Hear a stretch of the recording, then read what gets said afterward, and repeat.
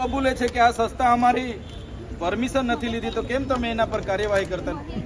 અમારે અમારા વિદ્યાર્થીઓના ઓરિજિનલ ડોક્યુમેન્ટ આપો, અમારા વિદ્યાર્થીઓની 3 વર્ષની સ્કોલરશીપ અપાવો, અમારા વિદ્યાર્થીઓને 3 વર્ષમાં તાલીમ આપો, એને જીએનએમ પૂરું કરાવો અને સરકારી ભરતીઓમાં પણ અમારા વિદ્યાર્થીઓને નોકરી મળવી જોઈએ. અમે નાની મોટી ખાનગી હોસ્પિટલોમાં નોકરી કરવા માટે 3 લાખ રૂપિયા ફી નથી ભરી. કાળી મજૂરી કરીને લોન લઈને વ્યાજે પૈસા લઈને અમારા બાળકોના માતા પિતાએ પૈસા ભર્યા છે. કેમ સરકારને ખબર નથી? કોના આશીર્વાદથી ચાલે છે? 7,000 અહીંથી દીકરીઓને 7,000 દીકરીઓને આવી રીતના એમણે બહાર પાડી છે, તો એ દીકરીઓ ઇન્જેક્શન કઈ રીતના મૂકશે? વગર તાલીમ વગર બોટલ કઈ રીતના ચડાવશે? દવા કઈ રીતના આપશે? અને દર્દીઓ તમારા હોય, અમારા સગાવાળા દર્દીઓના જીવનનો સવાલ છે ભાઈ. બીજા જે એસજીમાં અને આવેદનમાં જે 45 વિદ્યાર્થીઓ હતા, એના સિવાયના બીજા 500 વિદ્યાર્થીઓ આવેલા છે. એમાંથી 7 વિદ્યાર્થીઓને ઓલરેડી ડોક્યુમેન્ટ મળી ગયેલા. એમાં બધાના અલગ અલગ પ્રશ્નો છે. દરેકના ઇન્ડિવિજ્યુઅલ અમે પોસ્ટર બનાવી અને આખી વિગતમાં ઓલી કરીએ છીએ કે એને શું ક્યાં ક્યાં એને ઇસ્યુ આવેલા છે. સાહેબ, અમને કોઈ જ વાંધો નથી. તમારી સાથે તમારી તપાસ તમે કરો છો, તમારા પર અમને પૂરો ભરોસો છે. પણ આ બાળકોના 3 વર્ષ બગડી ગયા, એ 3 વર્ષ કોણ લાવી આપશે? 3 વર્ષ પોતાના જીવનના મહત્વના અમૂલ્ય બગડી ગયા. એને સ્કોલરશીપ નથી મળવાની, સરકારે ના પાડી દીધી. આ મને પત્ર વ્યવહારથી જાણ કરી. સરકારે કીધું કે એમને કોઈ જાતની સ્કોલરશીપ અમારી સંસ્થા નહીં આપશે. એ ખાનગી સંસ્થા ઇનલીગલી છે. એ સંસ્થામાં અભ્યાસ કરતા તાલીમાર્થીઓને અમે સ્કોલરશીપ નહીં આપી શકીએ. એમને સરકારી ભરતીઓમાં એ પાત્રતા ધરાવતા નથી. તો હવે આ વિદ્યાર્થીઓની જવાબદારીઓ કોણ લેશે? એમાં અમે માહિતી માંગેલી છે. 2021-22ની અંદર 22 વિદ્યાર્થીઓને સ્કોલરશીપ મળેલી છે. લિસ્ટ છે. અમે ગુજરાત સરકારના કેબિનેટ મંત્રીશ્રીએ સત્તાવાર રીતે પ્રેસ કોન્ફરન્સ કરી છે. આ અમને લેખિત જવાબદારી એમના અધિકારી, ગુજરાત સરકારના અધિકારીએ આપી છે. એમાં સ્પષ્ટ એમણે મને લખ્યું છે કે ભારત સરકાર દ્વારા પ્રમાણિત આવી કોઈ પણ સંસ્થા નથી. આ સંસ્થા આરોગ્ય અને પરિવાર કલ્યાણ વિભાગ, ગુજરાત સરકાર અને ગુજરાત નર્સિંગ કાઉન્સિલ અમદાવાદ દ્વારા માન્યતા ધરાવતી સંસ્થા નથી. જેથી આ સંસ્થા ખાતે તાલીમ મેળવતા તાલીમાર્થીઓ ગુજરાત સરકારશ્રી દ્વારા કરવામાં આવતી સ્ટાફ નર્સની ભરતી માટે અમાન્ય થાય છે. તેમજ સ્કોલરશીપ માટે પાત્રતા ધરાવતા નથી. ગુજરાત નર્સિંગ કાઉન્સિલ અમદાવાદ નીતિ નિયમો અનુસાર માન્યતા પ્રાપ્ત ન હોવાના કારણે આ સંસ્થાના તાલીમાર્થીઓ સરકારશ્રી દ્વારા કરવામાં આવતી ભરતી, સ્કોલરશીપ અને ખાનગી સંસ્થામાં સ્ટાફ નર્સ તરીકે ફરજ બજાવવા માટે યોગ્ય ધરાવતા નથી. સરકારી ભરતીઓ તો ઠીક, ખાનગી સંસ્થામાં પણ આ લોકો હવે પછી નોકરીઓ માટે પાત્રતા ધરાવતા નથી. તો અમારા વિદ્યાર્થીઓના 3 વર્ષ બગાડ્યા. અમારા વિદ્યાર્થીઓને જે સ્કોલરશીપ મળવાની હતી તે બગાડી. અમારા વિદ્યાર્થીઓનો અમૂલ્ય સમય ગયો.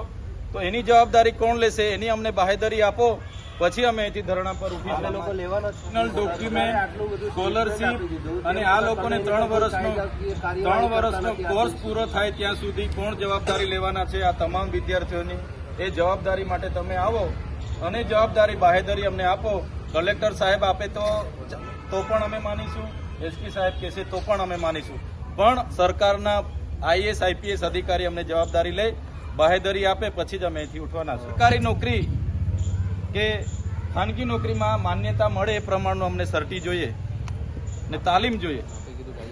અમારી ફીસ જમા કરાવી દીધી છે અને 3 વર્ષ સુધી અમારી એક્ઝામ નથી આવી. આજે અમારું 4થું વર્ષ ચાલુ થઈ ગયું છે, પણ કોલેજમાંથી કંઈ જ કન્ફર્મેશન નથી કે અમારું ક્લિયર થશે કે નહીં થાય.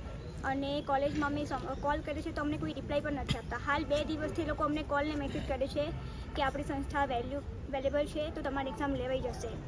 તો અમારી સંસ્થાને જ કેવું હતું કે 3 વર્ષ તમે ક્યાં ગયા હતા? તમે આજે અમને કોલ કરીને પૂછો છો કે હવે થઈ જશે. અમારું 4થું વર્ષ ચાલુ થઈ ગયું છે. આ કોર્સ ઓનલી 3 વર્ષનો હોય છે. 3 વર્ષમાં કશું નથી કર્યું આ સંસ્થાએ, તો હવે સંસ્થા શું કરશે અમારા સાથે? અમારા સ્કૂલમાં આવ્યા હતા એ લોકો. સ્કૂલમાંથી અહીંયાથી સેન્ટર પરથી સ્કૂલમાં આવતા હતા અને એમના બ્રોચર વેચતા હતા કે આપણી ગવર્મેન્ટ માન્ય છે અને તમારે સરકારી જોબ પણ મળી જશે અને ટ્રેનિંગ સાથે તમને જોબ પણ લગાવી દઈશું. બધું તમને જ્યાં સુધી ગવર્મેન્ટ જોબ નહીં મળે ત્યાં સુધી તમને પ્રાઇવેટમાં બી સારી જોબ આપીશું અમે, એમ કહેતા હતા. આવું કોણ કહેતા હતા એમની સાથે? કોઈ એ ટાઈમ પર હેમાલી માછી કરીને એક ટીચર હતા. હમણાં અમારી સાથે જે હતા ટીચર એ લોકો બધા નીકળી ગયા છે સર. બધા નવા ટીચર છે હમણાં જે છે તે. 3 વર્ષમાં તમારું ભણવાનું કેવું ચાલ્યું? જો અમને સ્ટાર્ટિંગમાં જ્યારે એડમિશન લીધું ત્યારે 6 મહિના કોચિંગ કરાવ્યું હતું. એ ગુજરાતી માધ્યમથી કરાવ્યું હતું, જ્યારે આપણું બેઝ છે ઇંગ્લિશ માધ્યમથી. તો 6 મહિના પછી એમને કીધું કે આપણું અંગ્રેજી ચાલુ થશે, પણ ત્યારે એમને ઇન્ટર્નશીપમાંથી અમને સુરત મૂકી દીધા. અને સુરત મૂક્યા પછી બી એ લોકો કોઈ દિવસ હોસ્પિટલમાં તપાસ કરવા નથી આવ્યા કે હોસ્પિટલમાં સ્ટુડન્ટને શું કરાવે છે. ત્યાં એટલું ટોર્ચર કરતા હતા. અમને મેમને ઇન્ફોર્મ કરે કે મેમ આવું થાય છે, તો પણ કોઈ દિવસ જોવા નહીં આવે. ખાલી ફીસ માટે કોલ કરતા હતા કે તમારું ઇન્ટરનલ આવીને ભરી જજો, કાં તમારે ત્યાંથી આવશે કોઈ અને લઈ જશે. ટીચર કોઈ દિવસ આવતા ત્યાંના પતાવાળા હતા, એ આવીને ફીસ લઈ જતા હતા.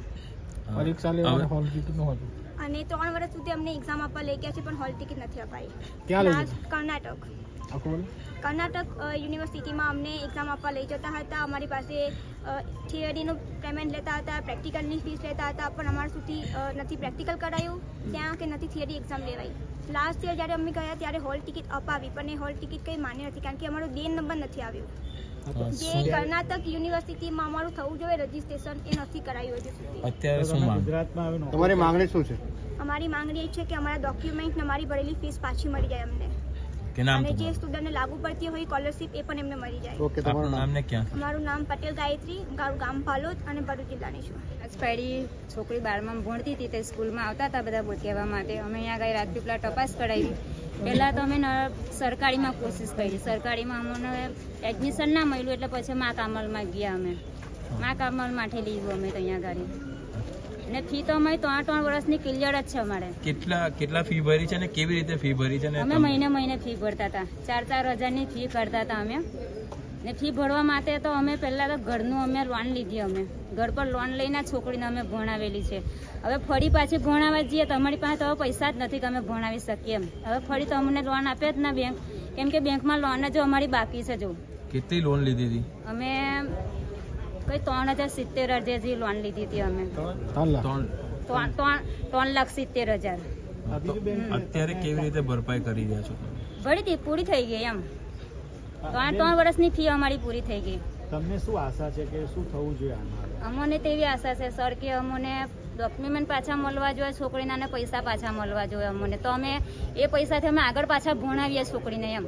આ સર્ટિફિકેટને લઈને નોકરી મળે ખરી? ના સર્ટિફિકેટ હજુ મળી જ નથી, તો પછી નોકરી કેવી રીતના મળવાની? તમારું નામ ને તમારું નામ? મારું નામ હંસાબેન સનતભાઈ ભટ્ટ.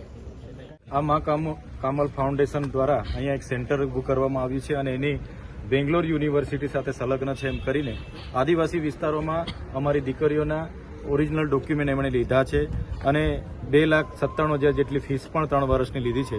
છતાંય કોઈ પણ જાતની પરીક્ષા, કોઈ કોલેજ કે કોઈ તાલીમ કે કોઈ કોચિંગ કે કોઈ પણ જાતની પ્રેક્ટિકલ કરાવવામાં નથી આવી.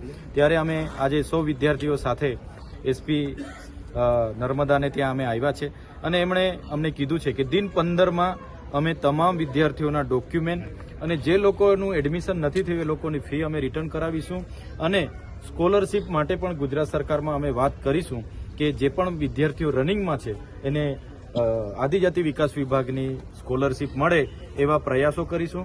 સાથે સાથે ગુજરાત નર્સિંગ કાઉન્સિલ અને જે ઇન્ડિયન નર્સિંગ કાઉન્સિલની જ્યારે આ સંસ્થાએ પરવાનગી નથી લીધી ત્યારે એ સંસ્થાની તપાસ કરાવવામાં આવે, અને RMO અરજદાર તરીકે એમના પર કાયદેસરની કાર્ય કરવામાં આવે. RMOને અરજદાર બનાવવાની વાત આજે SP શ્રીએ અમને કરી છે. ત્યારે અમે ફરી 15 દિવસ એ લાંબી તપાસ હોવાના નાતે અમે રાહ જોઈ રહ્યા છે. અમે પણ માનીએ છીએ કે FIR કરવાથી અને જેલમાં લઈ લેવાથી અમારા વિદ્યાર્થીઓના પૈસા અને ડોક્યુમેન્ટ રિટર્ન નથી મળવાના. એટલે પહેલા વિદ્યાર્થીઓનું ડોક્યુમેન્ટ, ઓરિજિનલ ડોક્યુમેન્ટ અને એમના ફી રિટર્ન મળે અને શિષ્યવૃત્તિ મળે, એ જ અમારા પ્રયાસો છે. આ મા કમલ સંસ્થા 12 પાસ તમામ શાળાઓમાં 12મું ધોરણમાં ભણતા વિદ્યાર્થીઓને લોભાવી લાલચ આપીને પોતાના ડોક્યુમેન્ટો લીધા છે. ત્યારે નેત્રંગ, ભરૂચ, છોટાઉદેપુરનું નસવાડી તમામ નર્મદા જિલ્લાના વિદ્યાર્થીઓ એમના લોભામણી લાલચમાં આવેલા છે. અગાઉ 49 વિદ્યાર્થીઓ અમારી સાથે આવ્યા હતા. આજે પણ 80 થી 100 વિદ્યાર્થીઓ અમારી સાથે છે, અને ઘણા વિદ્યાર્થીઓને અટકાવી દેવામાં આવ્યા છે. એટલે મને લાગે છે 200-250 જેટલા વિદ્યાર્થીઓ આ ગેરરીતિનો ભોગ બન્યા છે. તમામે તમામ ST વર્ગના છે, કેમ કે ST વર્ગની સ્કોલરશીપ મળે છે. આ લોકો ડમી સિમ કાર્ડ બનાવીને સ્કોલરશીપ પણ બારે બાર લઈ લે છે, અને વિદ્યાર્થીને સ્કોલરશીપ પણ આજ દિન સુધી મળી નથી.